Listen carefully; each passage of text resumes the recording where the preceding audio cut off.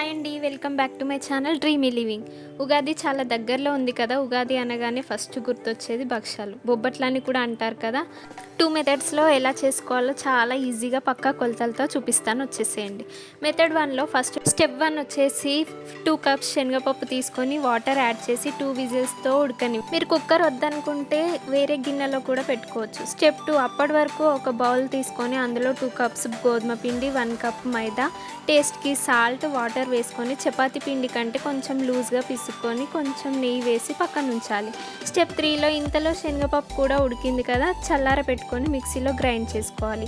Step 4 ఇప్పుడు బెల్లం తీసుకొని తురుముకొని కొన్ని వాటర్ యాడ్ చేసి కరగనివ్వాలి. అంతా కరిగినాక మిక్సీలో వేసుకున్న శనగపప్పు మిక్స్ని వేసి మొత్తం కలుపుకొని అందులో కొంచెం కూడా యాడ్ చేసుకుంటే చాలా బాగుంటుంది తినేటప్పుడు. డ్రై ఫ్రూట్స్ కూడా వేసుకోవచ్చు కావాలంటే, నేను ఇక్కడ వేయలేదు, అది ఆప్షనల్. ఇప్పుడు పిండిని ఉండలా చేసి అందులో స్టఫ్ పెట్టి చూపిస్తున్న విధంగా చేసుకుంటే అదిరిపోయే భక్షాలు రెడీ. నెక్స్ట్ మెథడ్ 2 కూడా చూపిస్తాను, వచ్చేసేయండి.